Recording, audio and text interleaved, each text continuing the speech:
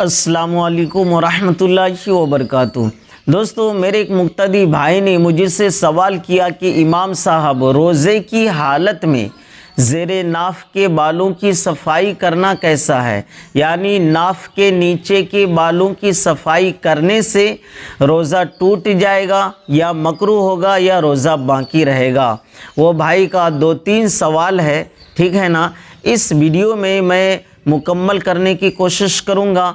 दोस्तों, आपसे गुजारिश है कि वीडियो को मुकम्मल ध्यान से देखें। बहुत अहम सवाल है और अभी तक हमारे चैनल को सब्सक्राइब नहीं किए हैं तो ज़रूर सब्सक्राइब कीजिए और लाइक करना ना भूलिएगा दोस्तों। तो दोस्तों, सबसे पहली बात हम इस चीज़ को गौर करेंगे कि रोज़े की हालत में जैसे लोगों में गलत फहमी है कि बाल कटिंग करने से या फिर नाखून तरशवाने से या फिर ज़ेरे नाफ यानी नाफ के नीचे के बालों की सफाई करने से, अपने बाजू के बालों की सफाई करने से, इन सूरतों में रोज़े में कुछ फ़र्क नहीं पड़ता है, रोज़ा नहीं टूटता है, ठीक है ना दोस्तों।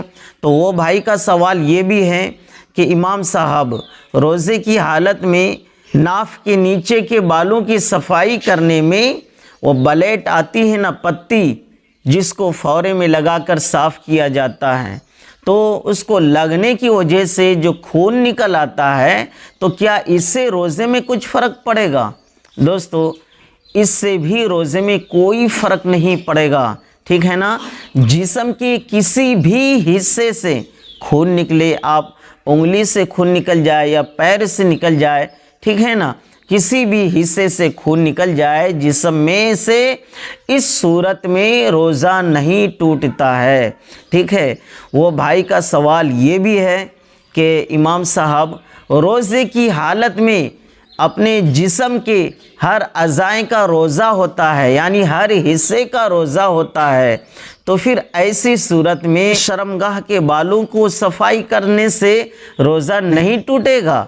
खून निकलने से कुछ फ़र्क नहीं पड़ेगा? दोस्तों, शरीयत में इसकी कोई असलियत नहीं है कि बालों की कटिंग करने से या फिर नाखून तरशवाने से या फिर नाफ के नीचे की बालों की सफाई करने से या फिर बाजू के बालों की सफाई करने से इसमें रोज़ा नहीं टूटता है। लेकिन हाँ, रोज़े की हालत में जिस चीज़ों की परहेज़ करना चाहिए हम लोगों को, उन चीज़ों की परहेज़ करते ही नहीं।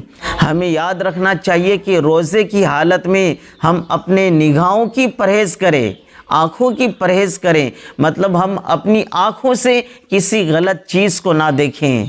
इसको तो परहेज़ करना चाहिए ना दोस्तों, ये नहीं करते हैं हम लोग। हम अपनी ज़बान को कंट्रोल में नहीं रखते हैं, हम अपनी ज़बान से किसी की गीबत आसानी के साथ कर लेते हैं रोज़ा रखने के बावजूद भी। तो दोस्तों, इन सारी चीज़ों से बचने का हुक्म दिया गया है, ठीक है ना। इन चीज़ों से ज़रूर बचने की कोशिश कीजिएगा और उसी तरीके से हम अपने हाथों को भी काबू में रखें कि हम अपने हाथों के ज़रिए से किसी मुसलमान भाई को तकलीफ़ ना पहुंचाएं। उसी तरीके से हम अपने पाँव को भी काबू में रखें कि हम इस पैर से चलकर किसी हराम रिस्क की तलाश में ना जाएं, ठीक है ना दोस्तों।